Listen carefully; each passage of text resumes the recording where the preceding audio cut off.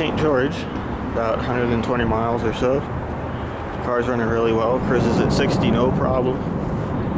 Not having any heat issues yet. So it's not supposed to be hotter than like 85, so I shouldn't have any hot fuel issues like I was having before. But I found this cool little walking path. It's got a little river.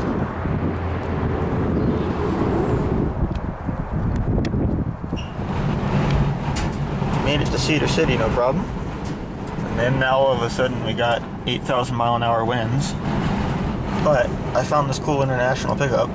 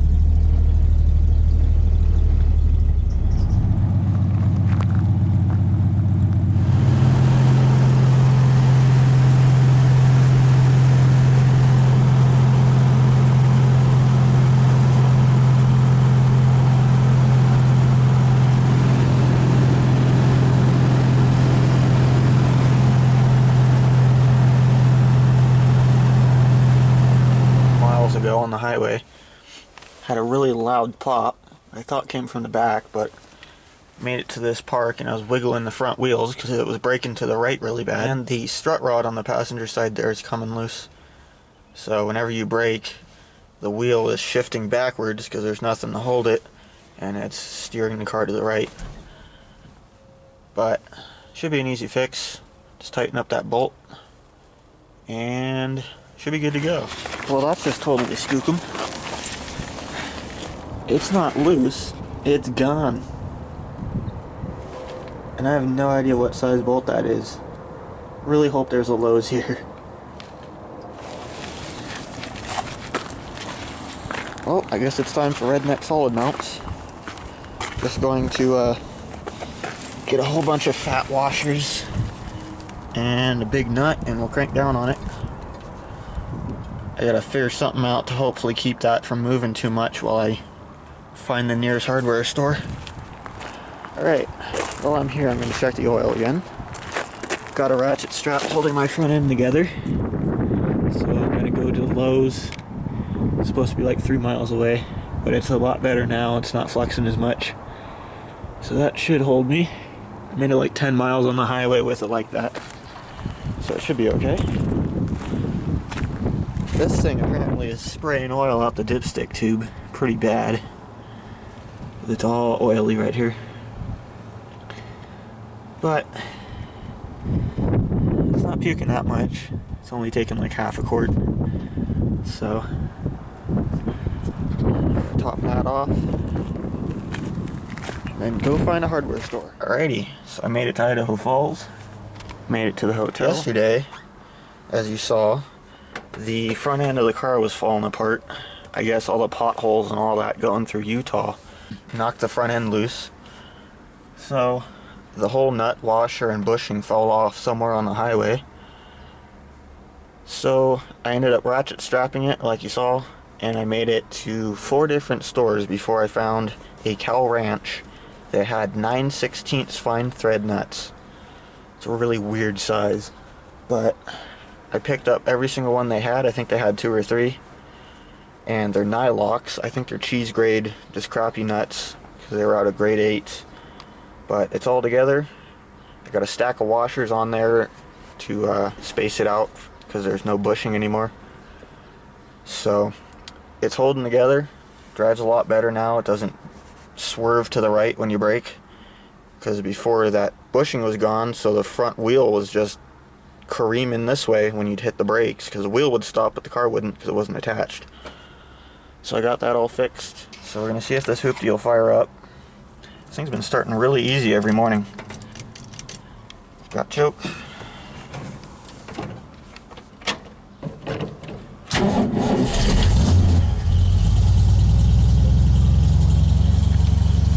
I don't understand why people hate carburetors. It's probably like 55 degrees out right now. No problems.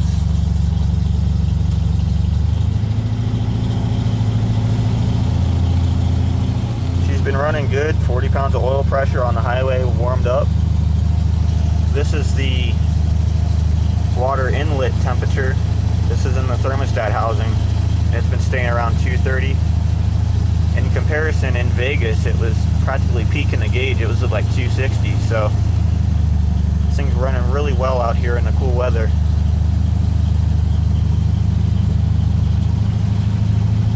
My gas gauge doesn't really want to work. It'll start working when it hits like 3/4. But other than that, it's just kind of there. It doesn't really move. But I've been keeping track of the mileage and just gassing up like every 150 miles. Seeming to get about 15 to 20 miles to the gallon, probably somewhere around 18. This was a bone stock engine. It's got plenty of power. I can actually accelerate up the hills on the highway at 70, so that's pretty cool. So haven't been pushing it, just been doing like 60, 65. It's been running great. So we're about 650 miles by the time I get home. Gonna have 1,400 miles on this thing. So anyways, time to go.